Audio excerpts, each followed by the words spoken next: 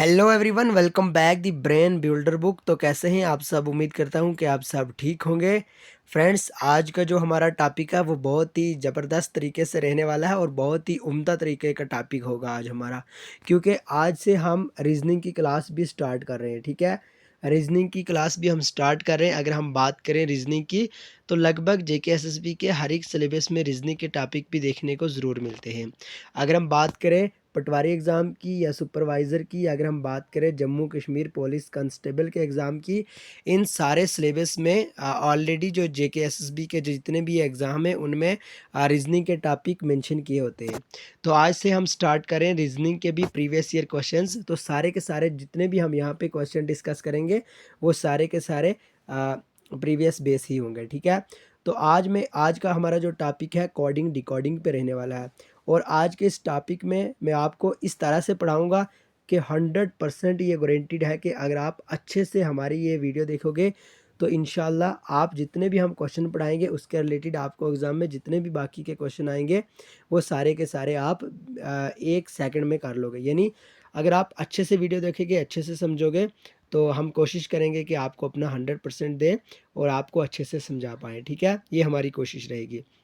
बहरहाल वीडियो को अच्छे से देखें। सारे के सारे हमने प्रीवियस बेसिक क्वेश्चन यहाँ पे लाए हैं। ठीक है, काफ़ी इंपॉर्टेंट क्वेश्चन रहने वाले हैं और बहुत ही अच्छी अच्छी ट्रिक हम बड़े बेसिक अंदाज से आपको पढ़ाएंगे। ठीक है, तो आइए वीडियो शुरू करेंगे, लेकिन इससे पहले अगर आप हमारे चैनल पे नए तो प्लीज़ चैनल को सब्सक्राइब और वीडियो को लाइक ज़रूर करें।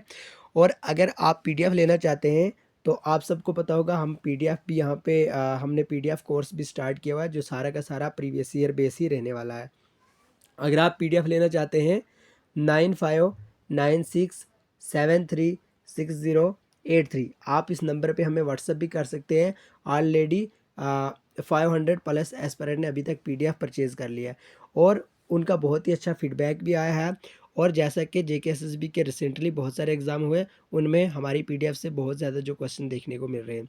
ठीक है, आप खुद ही पीडीएफ से उसको एनालिसिस कर सकते हो। तो कहने का मतलब ये, अगर आप पीडीएफ लेना चाहते हो वेरी लो ऑफ कास्ट में, हमने उसकी प्राइस रखी हुई है ताकि हर एक पुअर से पुअर बच्चा भी परचेज़ कर सके। तो 9596736083 आप इस नंबर पे हमें व्हाट्सअप कर सकते हैं, देन आपको पीडीएफ प्रोवाइड की जाएंगी।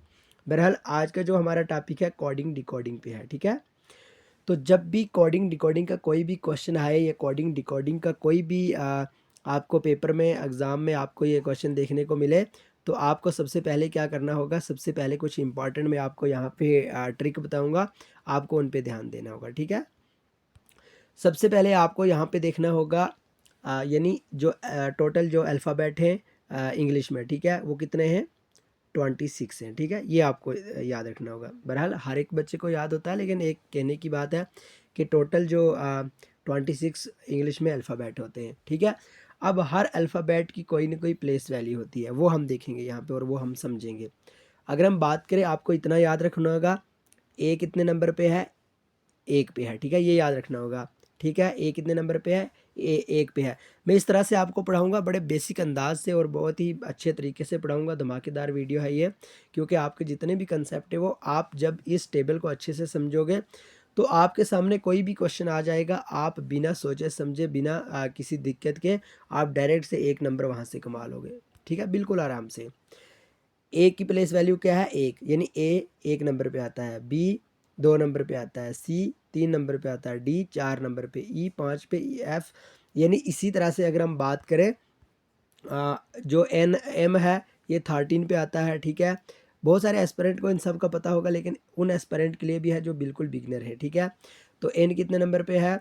14, ओ 15, पी 16। इस तरह से आपको ये सबसे पहले ये टेबल याद रखना होगा। ठीक है, क्योंकि जब एग्ज़ाम में आपके लिए आपको क्वेश्चंस आते हैं उस टाइम जो टाइम है वो भी बहुत नहीं होता है, तो इसलिए आपको दिक्कत होगी। ये आपको याद रखना होगा। बिना टाइम वेस्ट किए मैं आपको एक छोटी सी और ट्रिक भी बताता हूँ। ई जे ओ टी वाई, अगर आप ये सारा का सारा टेबल याद नहीं रख सकते तो कोई बात नहीं, आपके लिए एक ये ट्रिक भी है। ई जे ओ टी वाई, जोटी आपको याद रखना होगा। ई कितने नंबर पे है?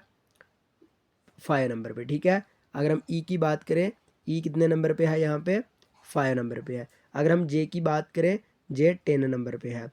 अगर हम ओ की बात करें, ओ 15 नंबर पे है। अगर हम टी की बात करें, 20 नंबर पे है। अगर हम y की बात करें 25 नंबर पे है, ठीक है। इसका इस इजोटी का क्या मकसद है? इजोटी का यही मकसद है कि अगर आपसे पूछा जाए भाई डी की प्लेस वैल्यू क्या है, आपको जल्दी से बता देना। अगर ई की प्लेस वैल्यू आपको 5 मालूम है तो 1 माइनस करके तो 4, ठीक है, इस तरह से। यानी यहाँ पे 5-5 का गैप रखा हुआ है, ठीक है, 5-5 का 5-5 का। मान लो अगर आपसे के की प्लेस वैल्यू पूछी जाए तो जे के आगे के होता है, देन 10 के आगे 11 होता है। इस तरह से आप इसको याद रख सकते हैं। इस टेबल में यही था जनाब, इस टेबल में यही था। आपको कोई दिक्कत लेने की बात नहीं है, परेशानी की कोई बात नहीं है। यहाँ पे मैंने सिर्फ आपको इतना बताया कि आपको ये याद रखना होगा, यानी जे कितने नंबर पे है, आई कितने नंबर पे है, एम कितने नंबर पे है, एक्स कितने नंबर पे है। एक ये ट्रिक बताई। अगर आप थोड़ा और याद रखना चाहो तो कुछ कुछ अल्फाज, कुछ वर्ड इस तरह के भी हैं इसमें जो मैं आपको बता सकता हूँ। कैसे? G5 ये सॉरी G7 एक फ़ोन आता था पहले, ठीक है, यानी मोबाइल फ़ोन होता था। G7 आप उस तरह से याद रख सकते हो, ठीक है। और अगर हम बात करें I9 को आप किस तरह से याद सकते हैं?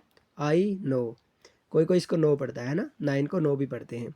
तो आई नो IKNO नो, यानी मैं जानता हूँ। आई नो आप ये भी याद रख सकते हैं, ठीक है। अगर हम बात करें टी की, T20 यानी जो T20 मैच होते हैं ना, इस तरह से आप याद सकते हैं। टी की प्लेस वैल्यू क्या है? T20 है, ठीक है। जेड की तो सबको याद होगी, जेड की लास्ट पे है, 26 नंबर पे है। और ए है जो ए की 1 नंबर पे है, ये भी आप याद सकते हैं। इस तरह से आपको याद रखना होगा, ठीक है। बहरहाल ये आपको उम्मीद करते हैं कि आपको याद हुई होगी, ठीक है। इजोटी की ट्रिक्स भी आप हेल्प कर सकती है यहाँ पे, और बाकी ये हमारा टेबल भी यहाँ पे काफ़ी हेल्प कर सकता है। आइए अब कुछ इंपॉर्टेंट जो क्वेश्चन है वो भी हम यहाँ पे हल कर लेते हैं। यहाँ पे हमें किस तरह से पूछा गया, यहाँ पे हमें पूछा गया है in a code language CRACS, cracks is written as DQBBLE, then how would sport be written in that same code language.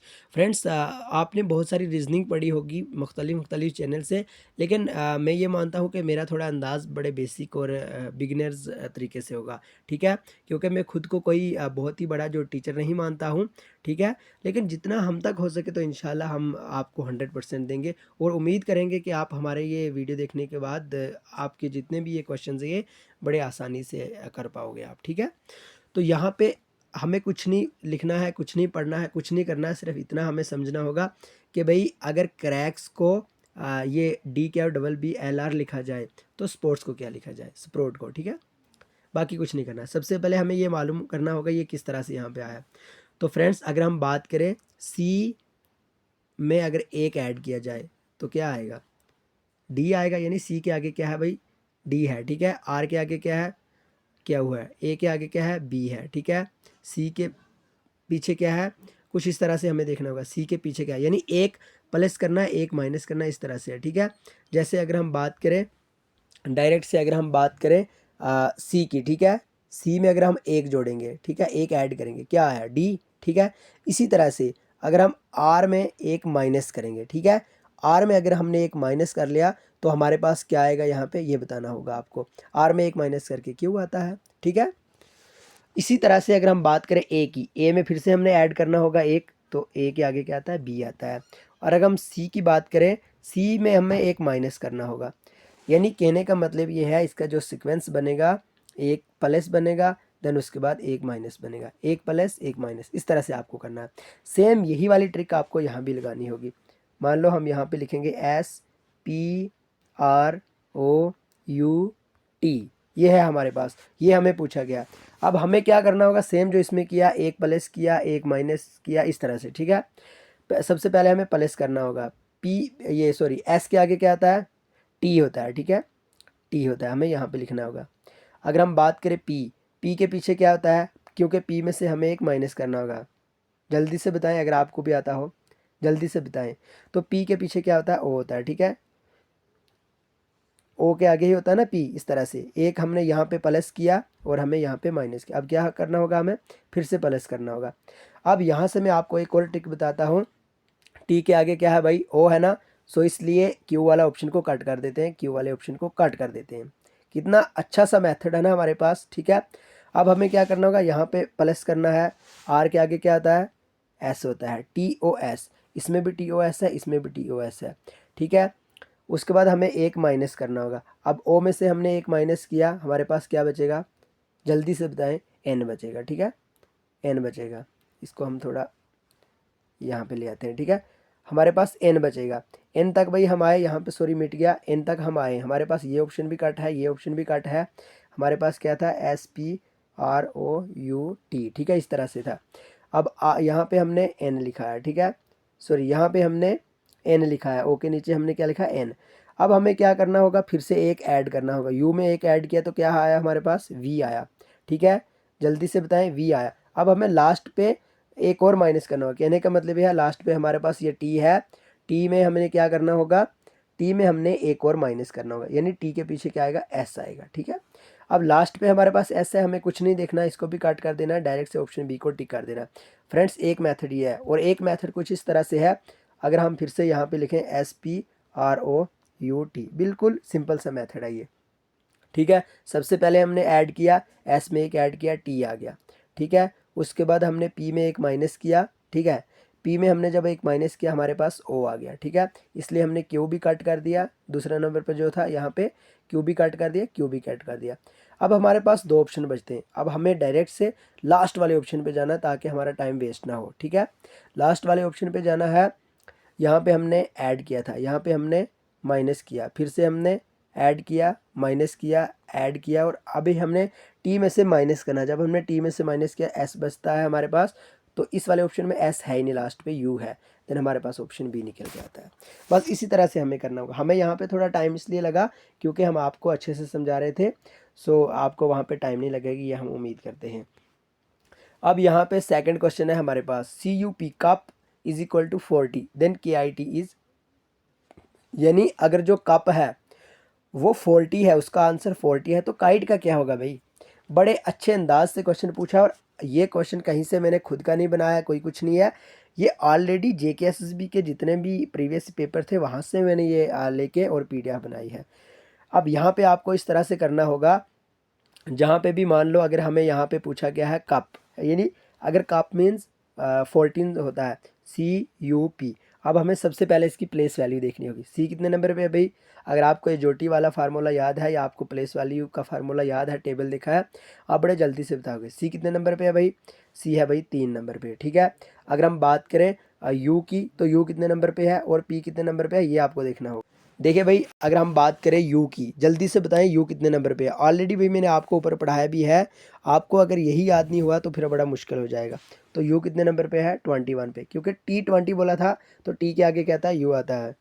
ठीक है, इस तरह से अगर हम बात करें पी की, पी कितने नंबर पे है, जल्दी से बताएं, 16 नंबर पे है, 16 नंबर पे। अब हमें करना क्या होगा, 3 + 21 + 16, तो हमारे पास क्या आंसर निकल के आ रहा है। ठीक है, जल्दी से बताएं, 40 आ रहा है। सेम यही वाला मेथड हमें याद करना, ये सॉरी यहाँ पे यूज़ करना होगा, क्योंकि यहाँ पे हमें देखना होगा सेम यही वाला मेथड, यही वाला हमें पूछा गया है।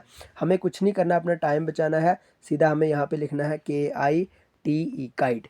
तो अब हमें क्या करना होगा, के की प्लेस वैल्यू देखनी होगी, उसके बाद आई, जैसे मैंने आपको बताया था, आई की क्या है, आई नो, T20। ई की क्या है भाई, ई की प्लेस वैल्यू क्या है, जल्दी से बताएं। ई की प्लेस वैल्यू है हमारे पास 5, और के की प्लेस वैल्यू क्या है, ये भी आपको जल्दी से जल्दी बताना होगा। अगर हम बात करें के की, तो के की प्लेस वैल्यू है 10। ठीक है, 10। अब हमें क्या करना होगा, 10 + 9 + 20 और +5, और इज इक्वल टू हमारे पास क्या ऑप्शन आता है, 45, यानी ऑप्शन डी इसका सही आंसर रहने वाला है। अगर हम बात करें क्वेश्चन नंबर 3 की, in a certain code gone is written as 5% two A hash. ठीक है, अगर कहने का मतलब ये है कि अगर गोन को इस तरह से लिखा जाए, मेडल को इस तरह से लिखा जाए, तो देन गोल्ड है जो GOLD, गोल्ड को किस तरह से लिखा जाएगा। ठीक है, ये पूछा गया हमें यहाँ पे।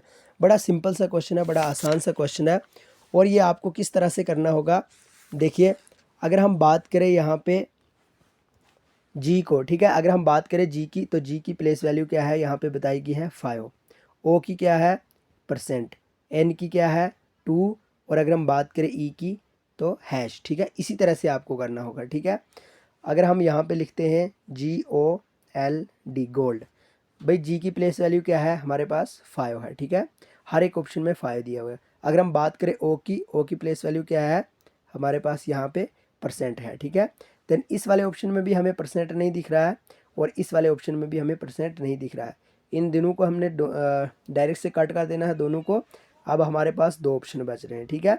अगर हम बात करें एल की, इसमें भाई एल नहीं था, यहाँ पे हमारे पास एल है। और एल की अगर हम बात करें, इसकी प्लेस वैल्यू क्या है, @ अब हमें यहाँ पे @ लगाना है। तीसरे नंबर पे हमारे पास @ है और तीसरे नंबर पे हमारे पास इसमें भी @ है, लेकिन इसमें नहीं है।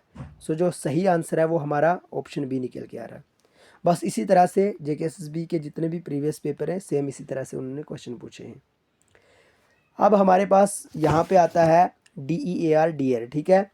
अगर हम बात करें डियर की, सबसे पहले हमें यही देखना होगा कि डियर अगर इस तरह से लिखा गया है देन रीड को किस तरह से लिखा जाएगा, ठीक है। अगर हम बात करें डियर की तो DEF यहाँ पे हम लिखते हैं DEAR डियर, और डियर को किस तरह से लिखा गया है FGCT, ठीक है।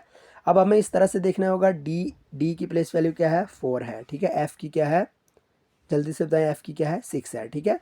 इस तरह से अब DEF यानी 2 ऐड किया है, ठीक है। इस तरह से हमें देखना होगा। और EFG 2 ऐड किया यानी इन सब में 2 ऐड किया है। तो इसी तरह से हमें सेम ये वाला यहाँ पे यही मेथड यहाँ पे यूज़ करना होगा। अब हमें यहाँ पे रीड का बताना होगा। तो आर में अगर हम 2 ऐड कर दें तो क्या आएगा हमारे पास TU, ठीक है। U आएगा हमारे पास PQRST, सॉरी हमारे पास यहाँ पे T आएगा READ रीड। अगर हम बात करें आर की, अगर आर में हम 2 ऐड कर दें तो हमारे पास T आएगा ST, ठीक है। T आएगा, इसलिए हम ये ऑप्शन डायरेक्ट से कट कर देते। अब हम डायरेक्ट से लास्ट पे जाएंगे, ठीक है। अगर हमारे पास यहाँ पे D है, D में हम 2 नंबर और ऐड कर दें, जल्दी से बताएं क्या आएगा EF, ठीक है। हमारे पास F आएगा। अब इसमें भी F नहीं है, इसको भी हम कट कर देते हैं। A में अगर हम 2 ऐड करें C आएगा हमारे पास, ठीक है। यहाँ पे C नहीं है, G है, सो इसलिए हमारे पास जो आंसर है वो ऑप्शन ए निकल के आएगा। इस तरह से आपको यहाँ पे सेम करना होगा। अगर हम बात करें क्वेश्चन नंबर 5 की, if fear is written as RAEF तो बोल्ड का क्या होगा। ये आपके लिए होमवर्क है, ठीक है। ये आपके लिए होमवर्क होगा। तो आपको बताना होगा आज की वीडियो आपको कैसी लगी। क्या अगर आपको समझ आई हो तो भी कमेंट बॉक्स में बताएं, अगर नहीं आई हो तो भी कमेंट बॉक्स में बताएं। ये रीजनिंग की आज हमारी पहली वीडियो थी। सो आई होप कि आपको बड़ी अच्छी लगी होगी। जैसे कि ऑलरेडी हमने बताया जीके का हमने ऑलमोस्ट सारा टॉपिक क्लियर कर लिया है और हम जल्दी से रिवीजन सीरीज़ भी लेके आ रहे हैं। तो अगर आपको PDF लेनी हो 9596736083 आप इस नंबर पे हमें व्हाट्सअप कर सकते हैं। और वेरी लो ऑफ कास्ट में हमने PDF की प्राइस रखी हुई है ताकि हर एक पुअर से पुअर एस्पिरेंट भी उसको परचेज़ कर सके। सो इस नंबर पे व्हाट्सअप कीजिए, आपको PDF प्रोवाइड की जाएगी। तो बहरहाल मिलेंगे नेक्स्ट वीडियो में, तब तक के लिए bye bye, take care, love you all.